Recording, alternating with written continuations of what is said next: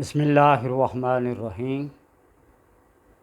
الصلاۃ والسلام علیک یا رسول اللہ وعلی آلک و صحابک یا حبیب اللہ۔ اللہم صلی علی محمد وعلی آل محمد صلی اللہ علیہ یا محمد نور من نور اللہ۔ اللہ تبارک و تعالی نے مخلوق کے رزق کا ذمہ لیا ہوا ہے۔ وَمَا مِن دَابَّةٍ فِي الْأَرْضِ إِلَّا عَلَى اللَّهِ رِزْقُهَا۔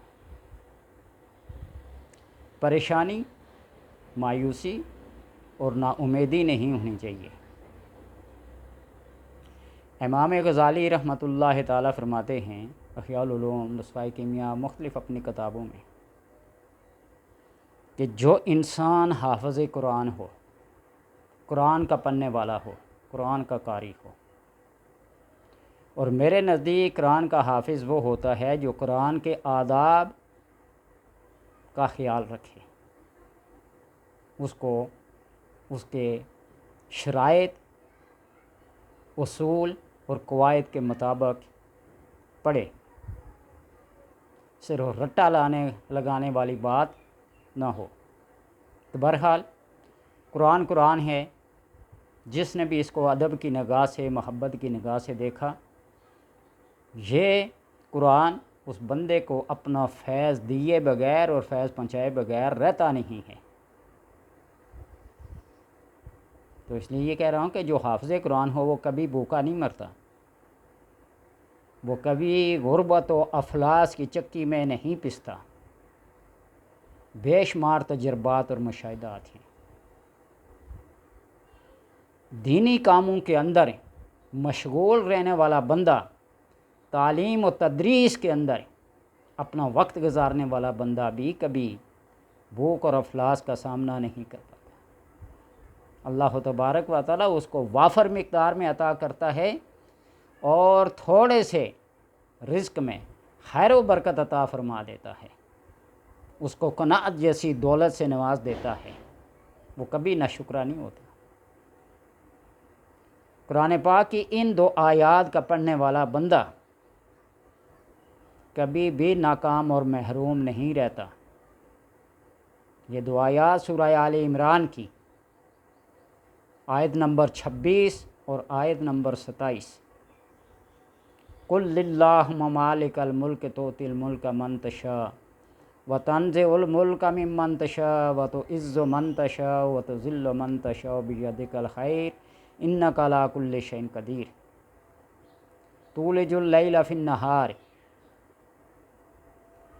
ان دو آیات کو جو بندہ فجر کی نماز کے بعد اپنے ہاتھوں کو یوں اٹھا کے، کشادہ کر کے، اور حیرت کی بات ہے نا، بعض لوگوں کو دعا مانگنے کا طریقہ بھی نہیں آتا، یوں ایسے مٹھی بند کر کے، کبھی ایسے کر رہے ہوں گے، کبھی ایسے کر رہے ہیں۔ میں اکثر لوگوں کو دیکھتا ہوں، طنز اور تنقید کی نظر سے نہیں، آپ اللہ پہ یقین کیجئے، آپ ائمہ مساجد کو دیکھ لیجئے، مصلی امامت پہ کھڑے ہوں گے، کبھی خارش کر رہے ہوں گے، کبھی جو پاؤں زمین پر رکھے ہوں گے یوں اٹھاتے ہوں گے، یوں کرتے ہوں گے۔ اور فقہ حنفی کے مطابق، ہماری فقہ جو حنفی ہے اس کے مطابق، نماز پڑھنے کے دوران میں رائٹ سائیڈ والا پاؤں، دایاں پاؤں، اگر ذرا سی بھی اس کی ایڑی اٹھ گئی تو نماز مکروہ ہو جاتی ہے۔ میں نے اکثر ائمہ مساجد کو دیکھا نا، یوں مصلی پہ کھڑے پاؤں کو اوپر نیچے کر رہے ہوتے ہیں، جس طرح تھکاوٹ کی وجہ سے پاؤں کو حرکت دی جاتی ہے ایسے۔ اور اسی طرح دعا مانگتے ہوئے دیکھیے، یہ طنز اور تنقید طور پر نہیں، تجربے اور مشاہدے کے طور پر میں کہہ رہا ہوں، یوں ایسے کیے ہوں گے، کبھی ایسے کر رہے ہوں گے، کبھی ایسے کر رہے ہوں گے، دعا مانگ رہے ہوں گے۔ کیف یستجاب لہم الدعاء۔ میں تو پھر یہی کہوں گا کہ ایسے لوگوں کی دعا کیسے قبول ہوگی؟ ہاں، دینے والی ذات وہ ہے۔ آپ صلی اللہ علیہ وسلم کی دعا کا جو طریقہ ہے، یوں ہاتھ کشادہ کر کے، حتیٰ کہ بعض راویان نے یہ لکھا ہے کہ آپ کے بغلوں کی سفیدی بھی نظر آتی تھی جب آپ ہاتھ بولتے۔ جتنا کشادگی ہاتھوں کے اندر ہوگی، آپ کس سے مانگ رہے ہیں؟ اللہ تبارک و تعالیٰ۔ بہرحال یوں ہاتھوں کو کشادہ کر کے فجر کی نماز کے بعد اس آیت کو 10 مرتبہ پڑھ لیں۔ اللہم مالک الملک، کل کا لفظ بھی آتا ہے، لیکن جب دعا کے طور پر آپ کہیں گے نا اللہم مالک الملک، ویسے آیا تھا کل اللہم مالک الملک، کل کا لفظ ہے، تو آیت کو 10 مرتبہ پڑھیں اور اختتام پر اپنے ہاتھوں کو چہرے پر اور بدن پہ پھیر لیں، جہاں جہاں بھی آپ کے ہاتھ میں بدن پہ، پھر رزق کو آتے ہوئے دیکھیے، بارش کی طرح برستے ہوئے دیکھیے، سیلابی صورت میں دیکھیے۔ یہ کچھ آداب اور کچھ شرائط ہوتے ہیں۔ باوضو رہنے والے بندے کے رزق کے اندر خیر و برکت ہوتی ہے۔ باوضو رہنا، سفید لباس پہننا خیر و برکت کی نشانی ہے،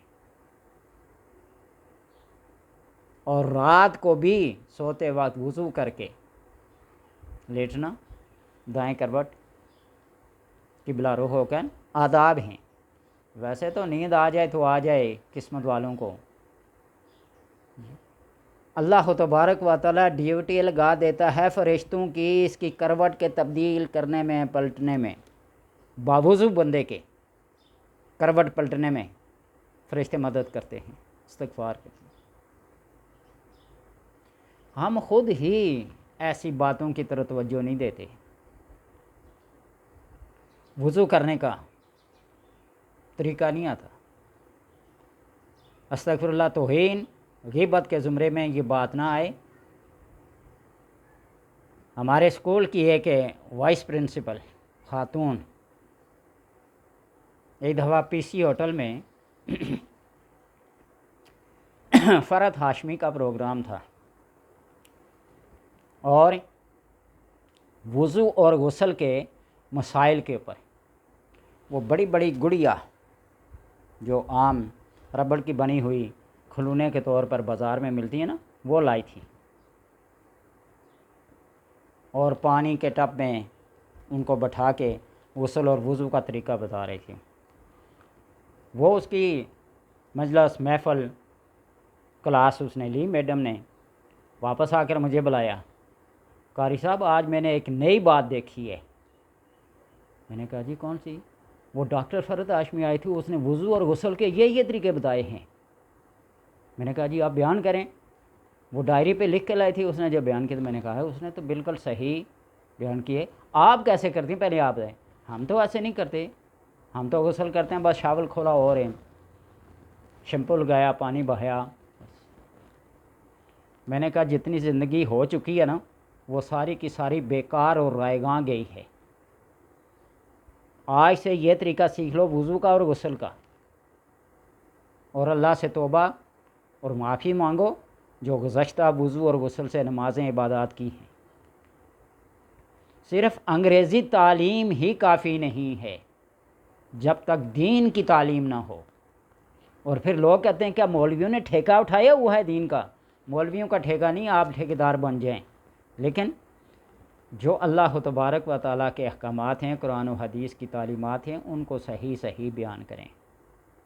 اور پھر اوپر سے مورخین ایسے آ کر مرچ مسالے لگاتے ہیں نا عقیدت اور نفرت کی بنیاد پر، کہ ایک صحیح اور درست بات کے اندر بھی بندے کو شک میں ڈال دیتے ہیں۔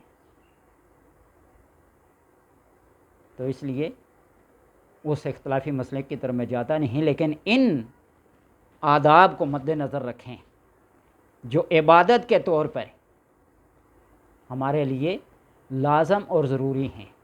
وضو کا طریقہ ہو گیا، غسل کا طریقہ ہو گیا، کپڑے، لباس، جگہ، وقت، ان چیزوں کے بارے میں تو ضروری معلومات ہونی چاہیے نا۔ تو لہٰذا یہ اسباب ہیں رزق کے اندر خیر و برکت کی۔ آپ ان آیات کو پڑھیں، اور میں ان آیات کو کیا ہر آیت کو علیحدہ علیحدہ بتانے سے پہلے کہتا ہوں کہ پہلے قرآن پاک کو ترتیب سے پڑھیں، روز کا معمول بنا لیں کہ آج میں نے ایک رکوع پڑھنا ہے، ایک پاؤ پڑھنا ہے، آدھا سپارہ پڑھنا ہے، ایک منزل پڑھنی ہے، جو بھی اپنے لیے متعین کر لیں، فکس کر لیں، اس کو روٹین اور اپنی ضرورت سمجھ کے، اپنا فرض سمجھ کے قرآن پاک کی تلاوت کریں۔ عبادات میں سے ہر عبادت ایک سے ایک بڑھ کر ہے، لیکن نماز اور تلاوت دو ایسی چیزیں ہیں کہ جب چیز آئے رب سے گفتگو کرنا شروع کر دیں، اور جب چیز آئے جی چاہے رب تم سے گفتگو کرنا شروع کر دے۔ نماز پڑھو تو آپ رب سے گفتگو کر رہے ہوتے ہیں، مناجات کر رہے ہوتے ہیں، اور قرآن جب پڑھ رہے ہوتے ہیں تو اللہ تبارک و تعالی ہم سے گفتگو کر رہا ہوتا ہے۔ کوئی کسی محبوب کا کوئی میسج آ جائے، کوئی لو لیٹر آ جائے، تو سارے ضروری کاموں کو چھوڑ کر اس کو پڑھتے ہیں علیحدہ ہو کے، تنہائی میں ہو کے۔ اور جب اپنے یار بھی بیٹھے ہوں، دوست بھی بیٹھے ہیں، جاننے والے ہی بیٹھے ہیں، اور انہیں پتہ ہو کہ فلاں بندے کے ساتھ اس کی دوستی ہے، محبت ہے، چاہت ہے، وہ اپنے حلقۂ احباب کو یوں پھر بتاتا ہے کہ میرے محبوب کا یہ میسج ہے، میرے جاننے والے کا، میرے پسندیدہ انسان کا یہ خط ہے۔ تو لہٰذا اللہ تبارک و تعالیٰ کی عبادت میں اس کے ساتھ مخلص ہو جاؤ، وہ تو انسان کے ساتھ مخلص ہے ہی ہے۔ رب کی رضا سمجھ کے اس کام کو کرو تو رب تمہارے لیے وقت نکالے گا، اور اگر رب کے لیے وقت نہیں ہے تو وہ تو شہنشاہ کل ہے، وہ تو خالق کائنات ہے، اس کو کیا پرواہ؟ وہ کہہ دیتا لا بالی، مجھے کوئی پرواہ نہیں ہے۔ اللہ تبارک و تعالیٰ سے دعا ہے کہ یہ عمل کرنے کی توفیق عطا فرمائے۔ فجر کی نماز کے بعد اول آخر درود پاک 10 دفعہ یہ آیات پڑھنی ہیں، اور اللہ تبارک و تعالیٰ سے اپنی رزق کی فراخی کشادگی کے لیے دعا کرنی ہے۔ اللہ تبارک و تعالیٰ دعاؤں کو رد نہیں کرتے، یہاں نہیں تو وہاں مل جاتے ہیں۔ اللہ توفیق دے سب کو۔